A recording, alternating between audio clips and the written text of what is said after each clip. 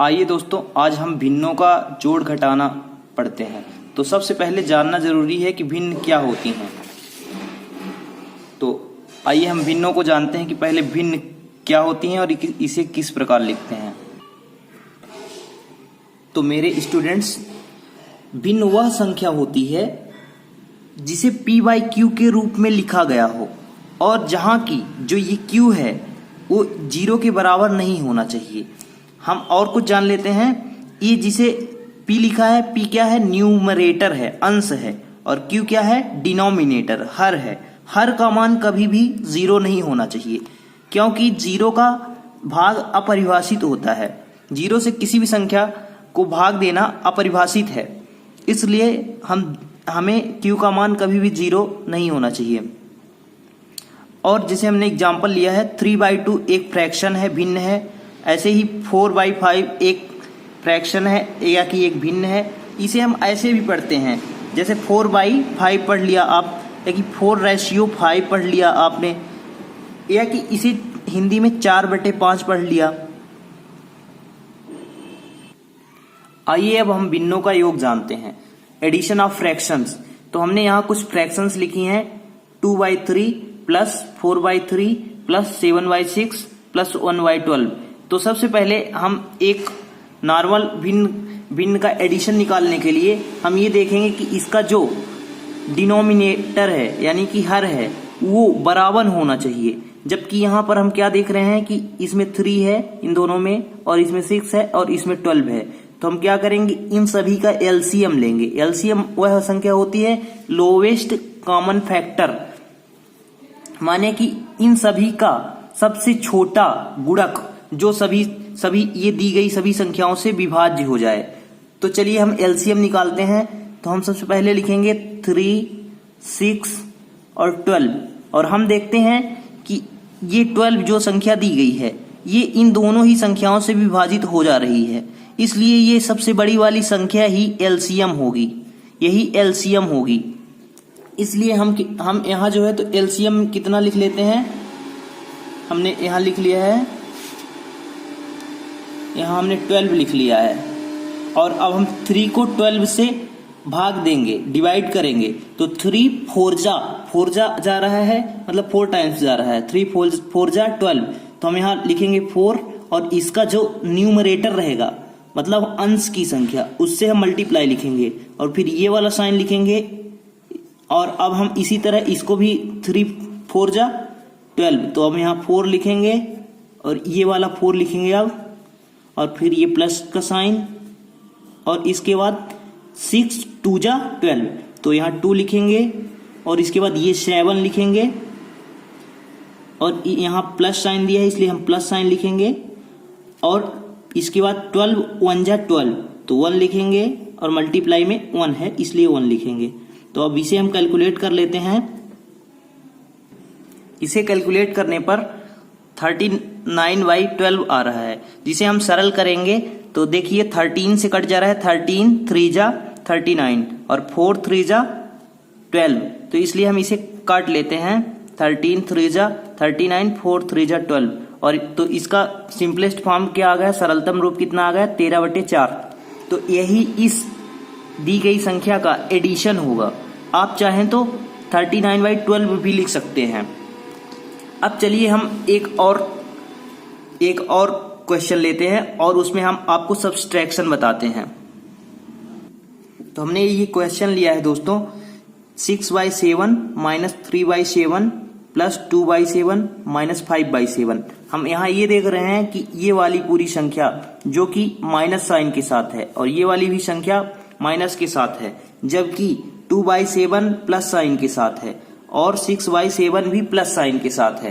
तो हम सबसे पहले इन्हें अलग अलग कर लेंगे। तो हम क्या लिखते हैं, 6/7 प्लस 2/7, अब माइनस साइन लगाएंगे क्योंकि यहाँ माइनस है, 3/7 माइनस 5/7।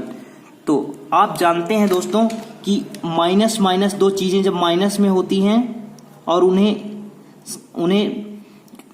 कैलकुलेट करना होता है तो माइनस माइनस वाली चीजें जुड़ जाती हैं और उसका जो रिजल्ट आता है वो माइनस में ही आता है। और इसी तरह दो प्लस की जो चीजें रहती हैं उन्हें अगर जोड़ना हुआ तो वो जुड़ जाती हैं, लेकिन प्लस साइन के साथ आती हैं। प्लस साइन लिखना जरूरी नहीं होता है। इसी तरह माइनस और प्लस साइन का अगर हम कैलकुलेशन करते हैं तो देखते हैं कि जो जिस साइन के साथ बड़ी वाली संख्या है उसी साइन को हम रिजल्ट में लिख लेते हैं। अगर मान लीजिए यहाँ प्लस वाली संख्या बड़ी होगी तो हम प्लस साइन उतारेंगे, तो इसलिए ये केस निश्चित नहीं होता है। अब हम यहाँ देखते हैं ये दोनों। अब सबसे पहली बात ये है कि हमें इनमें जो है तो डिनोमिनेटर जो कि हर है उसे देखना होगा।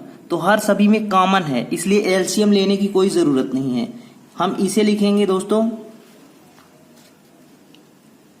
हमने ये लिख लिया 7 और 7 और इसके बाद हमने लिखा यहाँ 6 + 2 - 3 - 5, क्योंकि 6 1 जा 7 होता है, 1 का 6 से मल्टीप्लाई करेंगे तो 6 ही आएगा।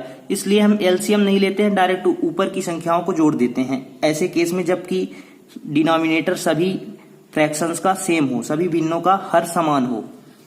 तो हम ऐसा लिख लिए और इसको हम सॉल्व करेंगे तो 6 × 8 हो जाएगा और 8 माइनस और -3 माइनस वाले जुड़ जाएंगे, हमने पहले ही बता दिया है आपको। और साइन क्या आएगा, माइनस ही साइन आएगा। तो -3 - 5 -8 हो जाएगा दोनों को ऐड करने पर। और ये कितना आ जाएगा, 7 आ जाएगा। और इसको और आगे सॉल्व करेंगे तो 0/7 आ जाएगा, जो कि आंसर कितना आएगा, लास्ट में 0 आएगा। तो हम कह सकते हैं कि अगर किसी भी फ्रैक्शन का न्यूमरेटर यानी कि अंश 0 है, किसी भी फ्रैक्शन का न्यूमरेटर अंश 0 है तो वह एक पूर्ण संख्या होती है। आइए अब हम कुछ ट्रिकी अप्रोच समझते हैं। अब अगर मान लीजिए ऐसी भिन्न दी हुई है 3 राइट 2/5, मतलब 3 सही 2/5, और यहाँ लिखा है प्लस साइन और इसके बाद लिखा है 2 सही 1/10। तो इन्हें अगर ऐड करना हुआ तो आप अगर बेसिक मेथड से जाएंगे तो 3 × 5 करेंगे, 3 × 5 = 15, 3 × 5 = 15 + 2 करेंगे तो 17 हो जाएगा। और यहाँ लिखेंगे डिनोमिनेटर हर, और इसके बाद लिखेंगे 2 × 10 = 20 + 1 21 और 10। इसके बाद आप इसको ऐड करने के लिए एलसीएम लेंगे, जो कि बड़ी संख्या स्वयं हो जाएगी क्योंकि छोटी संख्या से यह विभाज्य है। तो इसलिए यहाँ आ जाएगा 5 × 2 = 2 + 17, 2 × 17 प्लस 10 × 1 = यहाँ 21 आ जाएगा, और 34 + 21 और इधर 10 आ जाएगा। और आप इसे जब ऐड करेंगे तो 5/10, और इसे और आगे सॉल्व करेंगे अगर तो 5.5 आ जाएगा। अब इसे हम अगर ट्रिकी अप्रोच में अगर इसे आप ऐसा भी लिख सकते हैं, जैसे आप इसे अगर काटना चाहें तो 11 5 = 2 5 = और 2 से हम अगर इसे भाग देना चाहें तो 2 5 = 10, 1 सही 1/2, 5 सही 1/2, ऐसा आप लिख सकते हैं इसे, क्योंकि कितना आया था 11/2 आया था। अगर आप इसे ट्रिकी अप्रोच में हल करना चाहें तो सबसे पहले आप ये देखिए, इसे और इसे ऐड कर लेंगे तो 3 + 2 कितना हो जाएगा, 5 हो जाएगा। और इसको, इस वाली संख्या को और इस वाली संख्या को अलग से ऐड कर लेंगे तो 2/5 + 1/10, 2/5 + 1/10, और इसे सॉल्व करने पर ये आ जाएगा 5 प्लस, और आप यहाँ आप डायरेक्ट सॉल्व कर सकते हैं। तो देखिए ये 5 है तो इसलिए हमने यहाँ 10 ले लिया है, और 2 × 2 = 4 हो जाएगा, क्योंकि 5 × 2 = 10 और 2 × 2 = 4 प्लस 5 10 × 1 = 10 और 1 × 1 = 1, तो ये आ जाएगा 5 + 5/10, जो कि 1/2 हो जाएगा। तो अब दोस्तों हम इसे ऐसे लिख सकते हैं कि 5 और यहाँ +1/2 है, तो हम +1/2 ना लिख के राइट में लिख देते हैं, सही के रूप में लिख देते हैं। तो इसका आंसर आ जाएगा 5 सही 1/2। तो हमें ये सब कैलकुलेशन करने की जरूरत नहीं पड़ेगी। स्टूडेंट्स, अब आपके लिए एक क्वेश्चन है जो आप सॉल्व करेंगे। क्वेश्चन है 2 सही 7/9 माइनस 3 सही 1/3। टाइम आप पढ़ाई के साथ जुड़ने के लिए आपका बहुत बहुत धन्यवाद।